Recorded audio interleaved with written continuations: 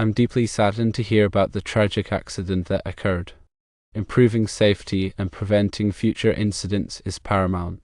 To provide support, let's explore several key areas. Firstly, connect with safety organizations. Reach out to organizations such as the National Safety Council, NSC, or the American Society of Safety Professionals, ASP, for valuable resources, training programs, and networking opportunities. These organizations offer a wealth of knowledge and expertise that can help you enhance your safety initiatives. Secondly, conduct regular safety audits. Systematically assess your facilities and processes to identify potential hazards and areas of concern. This involves a thorough examination of equipment, procedures, and work practices to pinpoint any risks that need to be addressed. Implement appropriate mitigation strategies to eliminate or minimize these hazards. Thirdly, implement comprehensive training programs. Provide all employees with thorough safety training that covers a wide range of topics. This should include electrical safety, safe machine operation, and emergency procedures.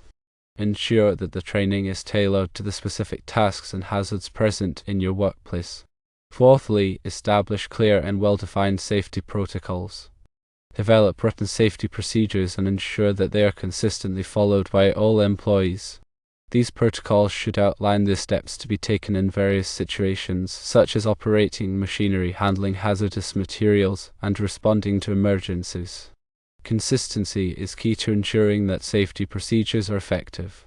Fifthly, empower employees to actively participate in safety initiatives. Encourage them to report hazards, suggest improvements, and participate in safety committees.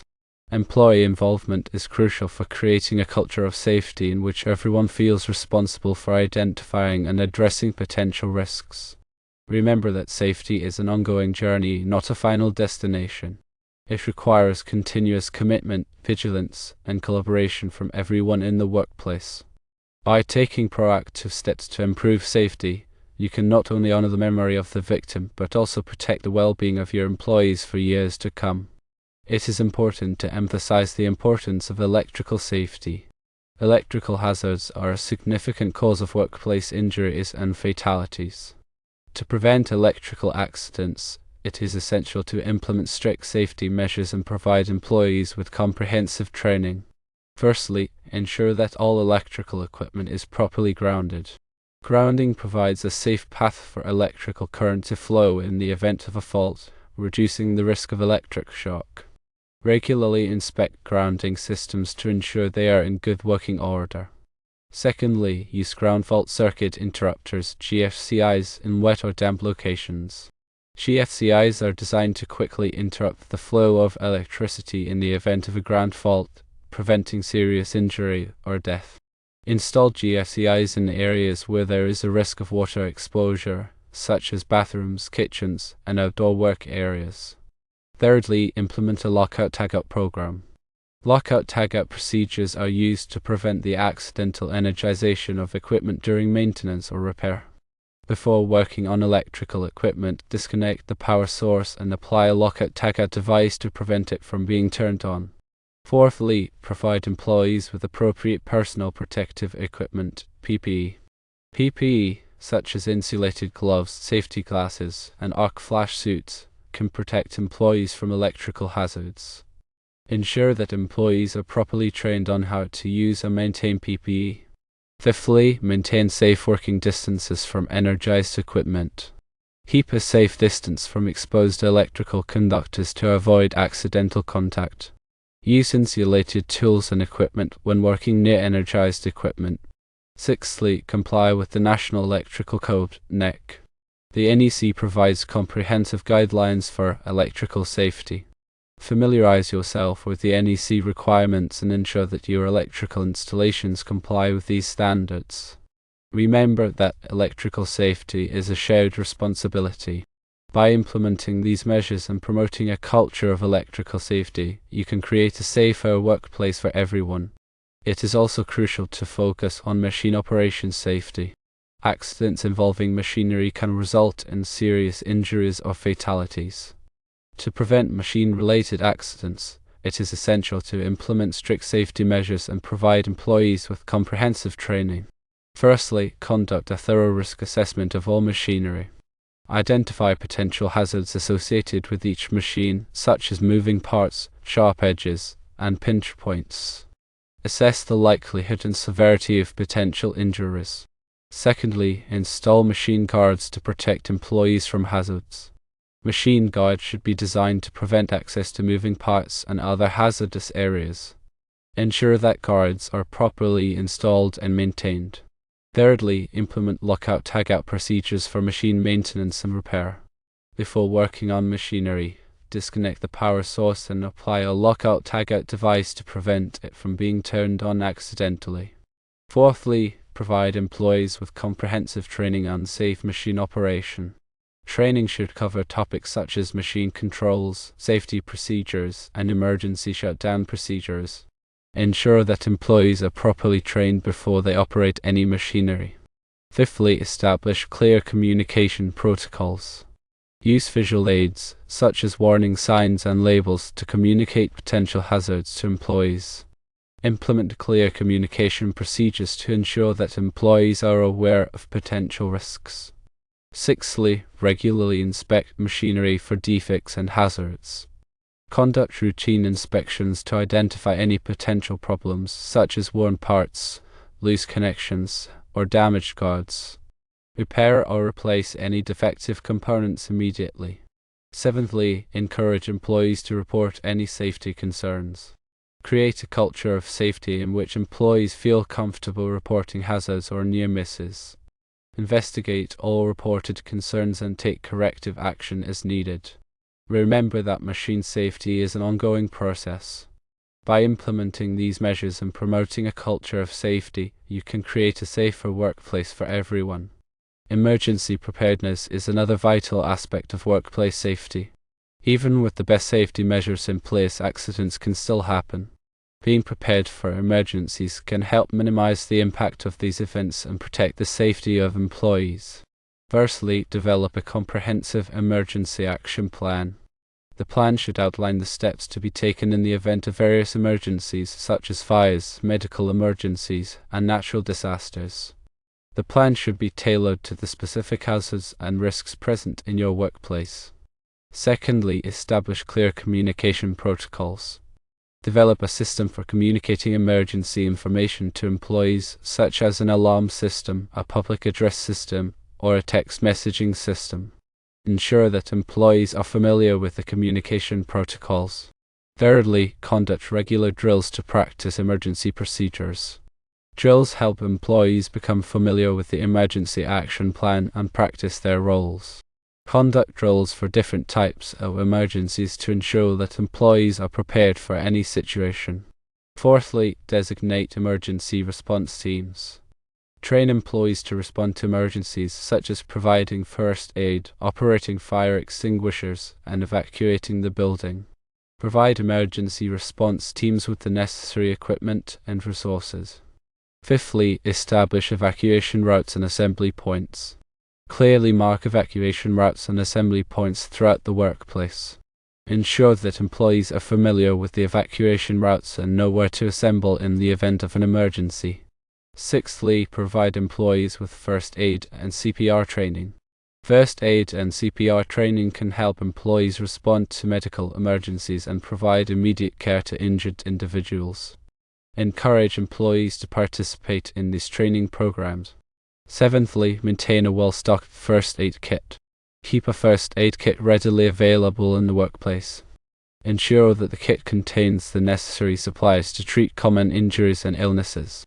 Eighthly, regularly review and update the emergency action plan. Review the emergency action plan periodically to ensure that it is up to date and effective. Update the plan as needed to reflect changes in the workplace or new hazard. Remember that emergency preparedness is a critical component of workplace safety. By developing and implementing a comprehensive emergency action plan, you can help protect the safety of employees in the event of an emergency. In addition to the above, consider these points about electrical safety. Electrical safety is crucial in any workplace, especially those involving machinery and complex systems. Ensuring a safe electrical environment requires adherence to established standards, proper training, and consistent implementation of safety protocols. Firstly, the National Electrical Code (NEC) serves as the cornerstone for electrical safety standards in the United States. Familiarity with the NEC is essential for anyone working with electrical systems. The NEC provides detailed guidelines for safe electrical installations, including wiring methods, overcurrent protection, grounding, and equipment selection. Regular updates to the NEC are published to address new technologies and safety concerns, so it is important to stay informed about the latest revisions. Secondly, arc flash hazards are a significant concern in electrical work. An arc flash is a dangerous electrical explosion that can occur when a short circuit or other fault creates an arc of electrical energy. Arc flashes can cause severe burns, blindness, and even death. To mitigate arc flash hazards, it is essential to conduct arc flash risk assessments to determine the potential hazards in your workplace. The results of these assessments should be used to select appropriate personal protective equipment, PPE, and to develop safe work practices. Thirdly, lockout-tagout (LOTO) procedures are critical for preventing accidental energization of electrical equipment during maintenance or repair. LOTO procedures involve disconnecting the power source to the equipment and applying a lock and tag to prevent it from being turned on. Employees must be trained in LOTO procedures and follow them consistently to ensure their safety. Fourthly, grounding is an essential safety measure that provides a path for fault current to flow back to the source, tripping the circuit breaker and preventing an electrical shock. Grounding systems should be properly installed and maintained to ensure their effectiveness. Regular testing of grounding systems is recommended to verify their integrity. Fifthly, overcurrent protection devices, such as circuit breakers and fuses, are designed to protect electrical circuits from overloads and short circuits. These devices interrupt the flow of current when it exceeds a safe level, preventing damage to equipment and reducing the risk of fire. Overcurrent protection devices should be properly sized and installed to ensure their effectiveness. Sixthly, qualified electrical workers should be trained and certified to perform electrical work. Training should cover topics such as electrical safety, NEC requirements, arc flash hazards, and LOTO procedures. Qualified workers should also be familiar with the specific electrical systems in your workplace. Seventhly, regular inspections of electrical systems are essential for identifying potential hazards and ensuring that equipment is in good working order. Inspections should be performed by qualified personnel and should cover all aspects of the electrical system, including wiring, grounding, overcurrent protection, and equipment enclosures. Eighthly, personal protective equipment (PPE) is essential for protecting electrical workers from hazards such as electric shock, arc flash, and burns. PPE should include items such as insulated gloves, safety glasses, and arc flash suits. PPE should be properly selected, used, and maintained to ensure its effectiveness. Ninthly, safe work practices are essential for preventing electrical accidents. Safe work practices include things such as de-energizing equipment before working on it, using insulated tools, and maintaining safe working distances from energized equipment. Employees should be trained in safe work practices and follow them consistently. Tenthly, documentation of electrical systems is important for maintaining a safe electrical environment. Documentation should include things such as wiring diagrams, equipment specifications, and inspection reports. Documentation should be kept up to date and readily accessible to qualified personnel. By following these guidelines, you can create a safer electrical environment in your workplace and protect your employees from electrical hazards. Furthermore, consider these machine operation safety enhancements. Safe machine operation is a critical aspect of workplace safety, particularly in industries where machinery is heavily utilized. Ensuring that machines are operated safely requires a comprehensive approach that includes risk assessment, guarding, training, and adherence to established safety protocols. Firstly, a thorough risk assessment is the foundation of safe machine operation. This assessment should identify all potential hazards associated with each machine, including moving parts, pinch points, sharp edges, and potential for entanglement. The assessment should also consider the likelihood and severity of potential injuries. The results of the risk assessment should be used to prioritize safety improvements and to develop appropriate safety procedures. Secondly, machine guarding is essential for protecting operators and other employees from hazards. Guards should be designed to prevent access to moving parts and other hazardous areas. There are several types of machine guards, including fixed guards, adjustable guards, interlocked guards, and light curtains.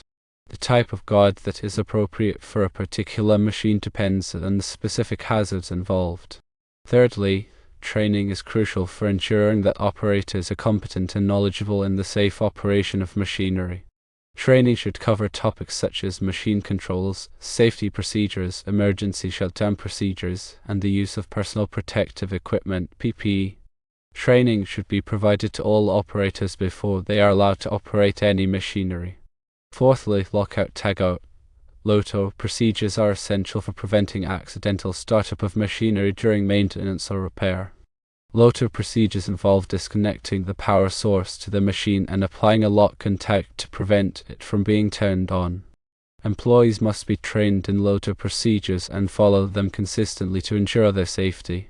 Fifthly, regular inspections of machinery are essential for identifying potential hazards and ensuring that equipment is in good working order. Inspections should be performed by qualified personnel and should cover all aspects of the machine, including guards, controls, and safety devices.